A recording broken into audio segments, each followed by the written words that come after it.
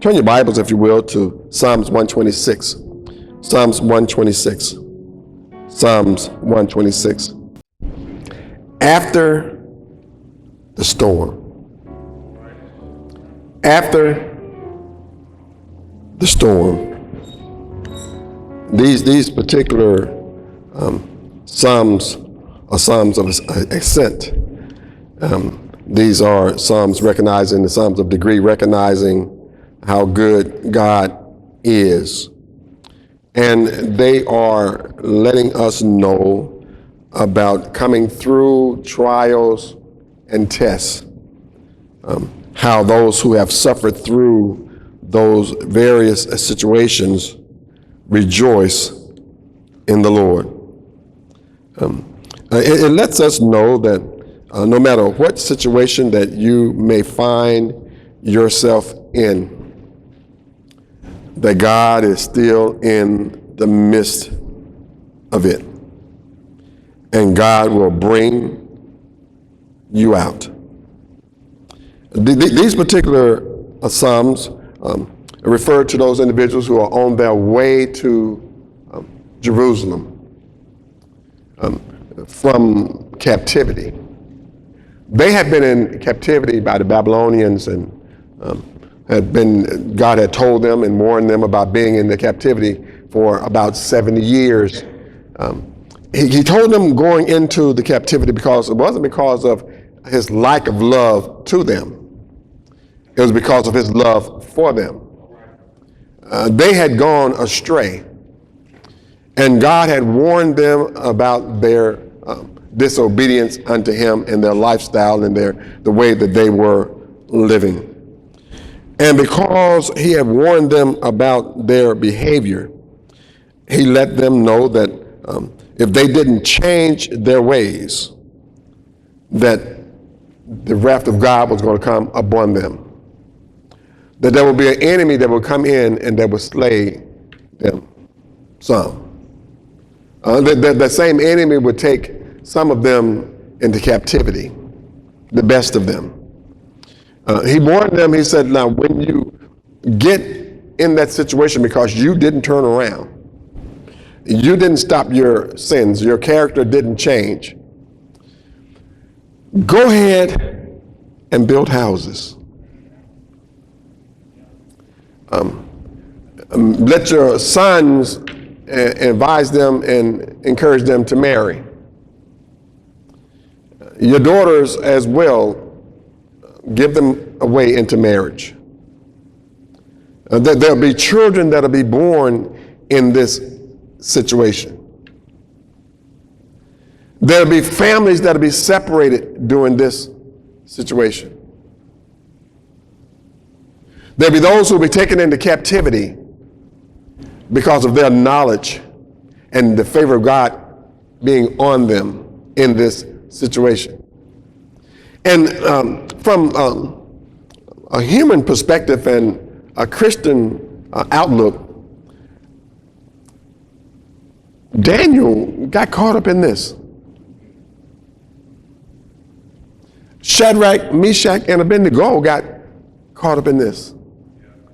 Those are at least 4 names that went down into Babylon, into captivity, but refused to be changed because that which was in them was greater than that which was presented to them. They were able to withstand all of the threats and still worship God. They were able to withstand all of the being ridiculed and still worship God.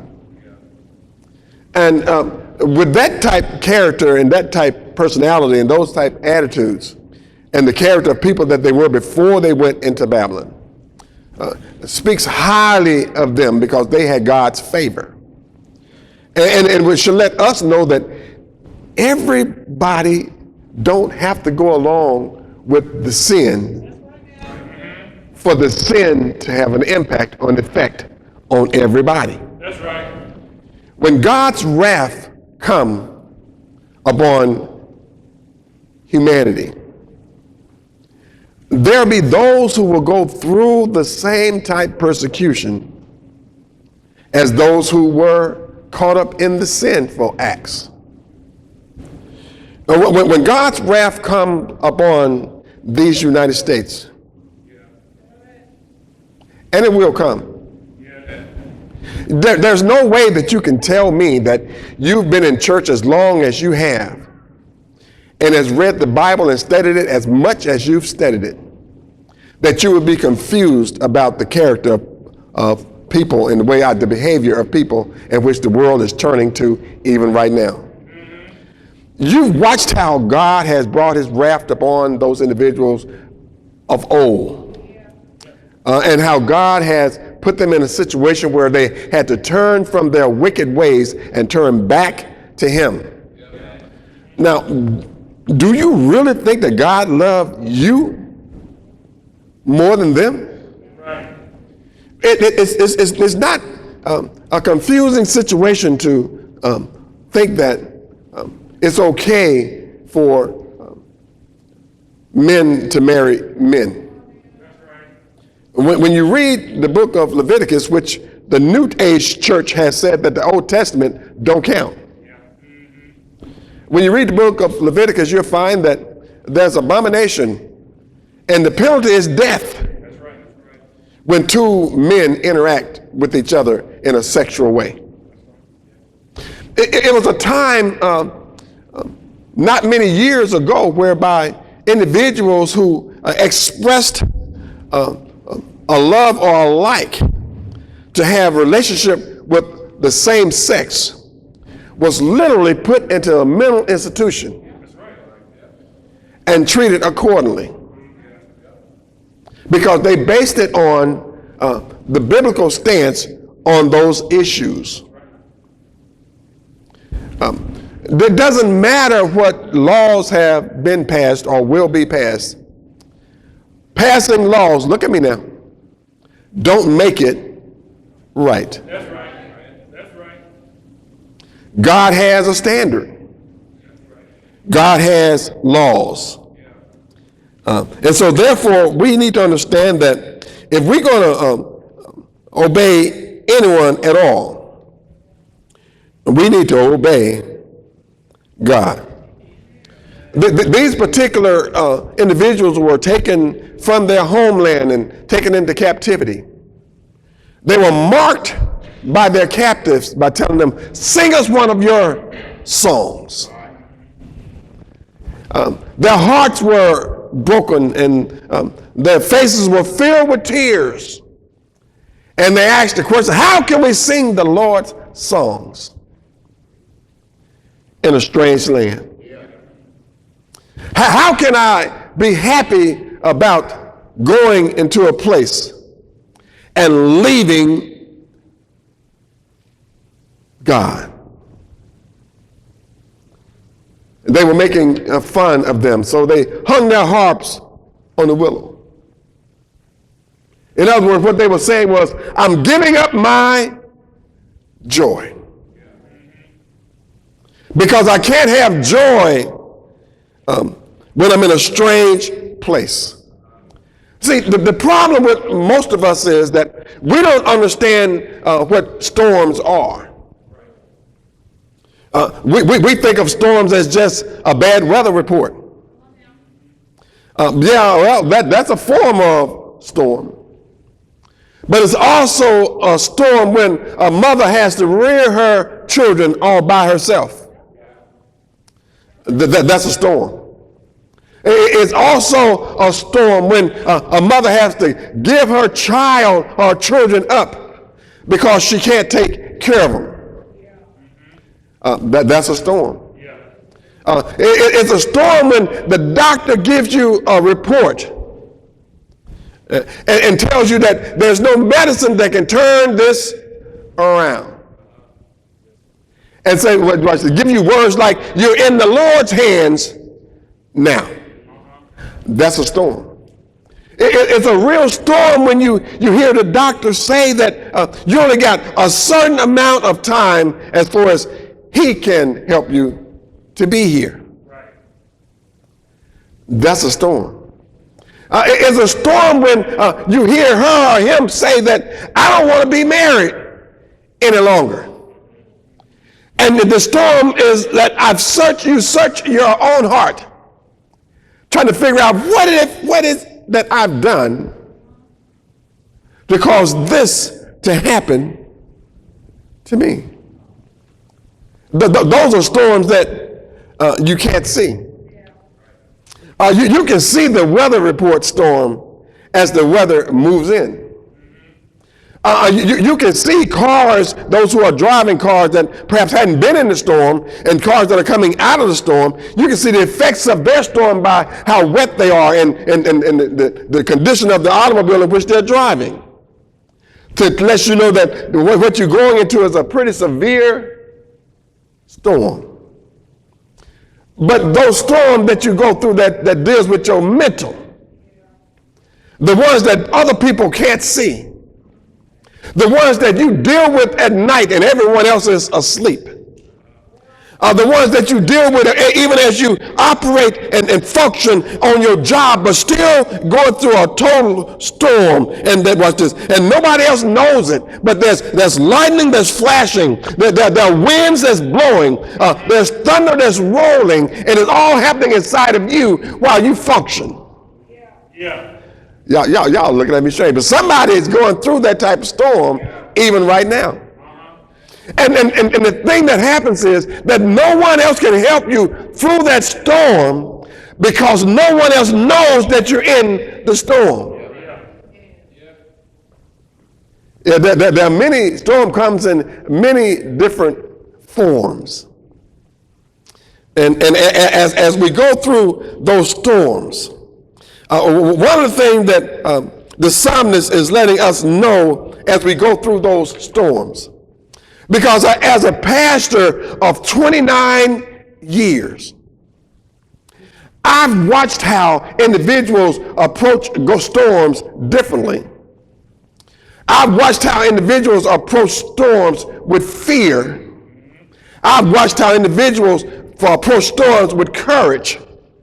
And I've watched how individuals get in the midst of storms and just quit. And what I found is when individuals start to get rid of some of the baggage of storms,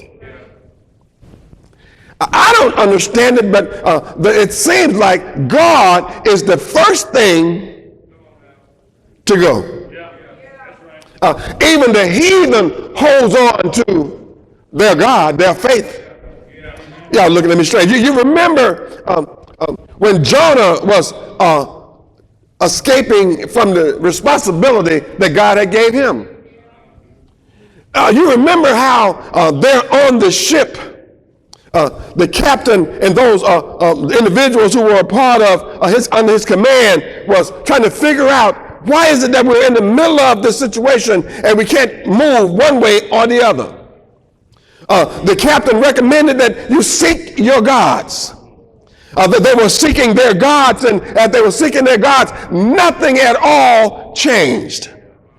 So somebody let the captain know that we have one that's on the ship that's asleep. The captain said, well, go wake him up and tell him to call on his God. Woke up Jonah, brought Jonah forth, and he began to ask Jonah, answer, who are you, where you come from, and who is your God? Jonah began to let him know that his God is the God of creation. His God of Abraham, Isaac, and Jacob. And by the way, Captain, the reason why we're in this storm is because of me. Even the heathen are trying to hold on to what they have in the midst of the storm. So what they did was, he said, you got to throw me overboard. But before them throwing Jonah overboard, they took the cargo and threw the cargo overboard, trying to save Jonah. But watch this. But when God has developed a storm for you, You can't get out of that storm without the help of God. Yeah. Now, it's possible to bring other people into the midst of your storm. It's possible to put family members in the midst of your storm. It's possible to put co-workers and friends in the midst of your storm. But they can't help you out of your storm because it's a spiritual storm that God has set in motion for you. And the only help that you have in that storm is God. And so Jonah gave them the answer to the storm.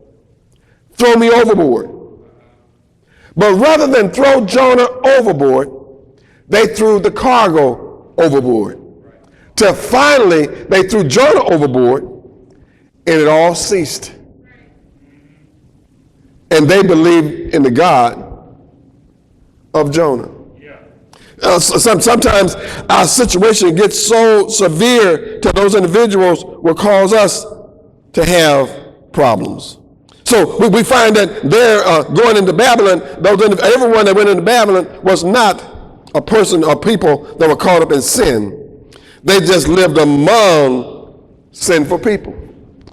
They weren't people that were actually operating in the sinful acts. They were people that the nation at large had turned their backs against God. And so if we as the church, the small body of baptized believers in Christ haven't experienced regeneration, think for one time that if God's wrath come upon us as a nation, that we're going to go out and leave unscathed. It's not going to happen. The thing that we have to do is we have to hold on to our hope. Hold on to our fears. Hold on to God's unchanging hand. And so watch this. And what we find out is that these particular individuals here in Psalms 126, these particular individuals, they were individuals that had, had went out from captivity and exile on their way back to Jerusalem. And they were so excited about going back to Jerusalem. It is said that they were like those who dream. I've been dreaming about this burden being taken off from me. I've been dreaming about God turning my life around. I've been dreaming about God healing my body. I've been dreaming about God saving my son, my daughter. I've been dreaming about God turning my husband, my wife's life upside down and turning them around. And it was like a dream that had come true. You can only imagine how happy they must have been to hear and to know that God was with them and God had delivered them and brought them back to the place where they had left from. They had left away from Zion. Zion is a place, a city, where God's Spirit, they thought that God's Spirit lived. Zion itself is a holy city. Zion itself is a place of refuge. Zion itself is a place where the Lord protects his people from evil of the world. They looked at being there in Zion. And Jerusalem and Zion is the same place. And so when they looked at Zion, they looked at the hope that had left us now has returned. You must understand how they felt. The agony that we felt when we left now has returned. Now, the thing I would understand is that they went back to a place where the walls of the city was torn down. They went back to a place where the temple at large had been destroyed. They went back to a place where the people that they had left, some had died, and others had was in such a parvus situation where they weren't able to take care of themselves. But they were just glad to go back home. And so therefore it was like a dream to them. And watch this. And they laughed and sung songs of joy. Why? Because they were going back to the place where God had, watch this, established for them, where they were being protected by God. And they were amazed at the Lord and what he had done. And they understood it was this. It was the Lord's doing. While you sitting around thinking that the medicine that you took has healed your body, it was the Lord's doing. While you around here thinking that the reason why you watch this, that your house, your mortgage have been saved, it was the Lord's doing. While you around here thinking that the reason why your daughter, your son survived that horrific accident, it was the Lord's doing. While you around there thinking that the reason why you are where you are is because of who you are, it was the Lord's doing. And watch this. And because and this was other nations that seeing how God had blessed them, and other nations began to give them praise and begin to watch this, recognizing how God had brought them out. See, I want to understand, even the heathen give God credit. And if you're not careful, even the heathen will recognize, watch this, aren't you a Christian? Don't you go to church on Sunday? Don't you believe in the Lord for your salvation? And watch this. And because the individuals that were of the heathen nation recognized who they were, that watch this, yes, things are good. And they're wonderful in God's sight. What joy do we have knowing that God has brought us out?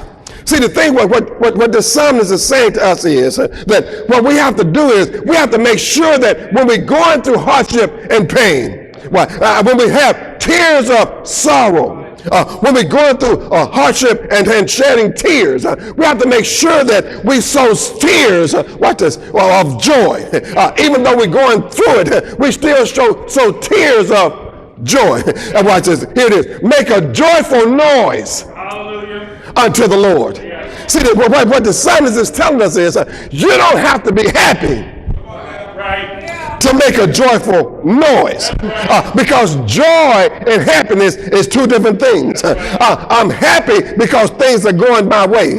I'm happy because my children are making good grades. I'm happy because my children have homes to live in and jobs to work on. I'm happy because my children are doing well for themselves. But that's happy. But happy is only happens when my happening is good. But joy is something, when they're not doing well, I still got joy. When things are not looking up for them, I still have joy. When things are not benefiting them, I still have joy. Because the world didn't give it to me, and the world can't take it away. Yes, how glorious it is for God to bring us out of this situation, because we went in, with tears, and we're coming out of it with joy.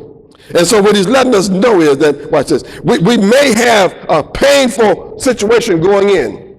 There's some things in your life that you wouldn't have chosen. There's some path that you've taken, that the situation presented itself, but you would have chosen another path. But through that path, you met Jesus. And so therefore, I'm so glad it was good for me that I went on that path. Because if I had not gone on that path, I would have chosen something else. And I may have missed who Jesus is. Maybe we'll be refreshed as a desert stream. Because we have sowed in tears. We've sown in tears, and when we sow in tears, I want you to understand that there's a transformation that only God can make when you sow in tears. When you keep on giving and you don't have nothing to give, that's sowing in tears.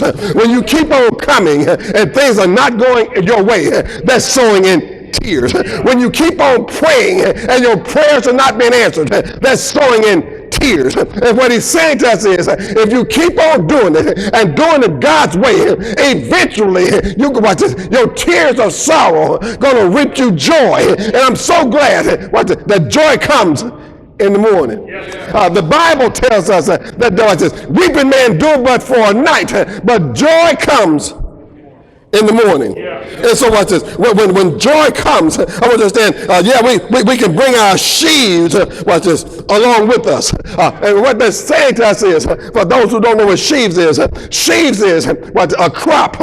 Sheaves is the benefit of crop. It's a bundle of your produce, of which you have grown while you've gone through. You may have planted in tears. You may have worked it in sorrow. You may have gone through it, good God Almighty, in agony. But at the end of the day, when it started to produce fruits, when it started to produce products, I understand joy comes in the morning. And so therefore, when we get our sheaves, it's a large amount or a large number of plants that's bundled together. And what it's saying is, watch this, my sheaves through tears have produced much. Y'all are hearing what I'm saying? So many times you find people that want to be like you. The problem is they don't know all the tears of sorrow that it took to get to be you.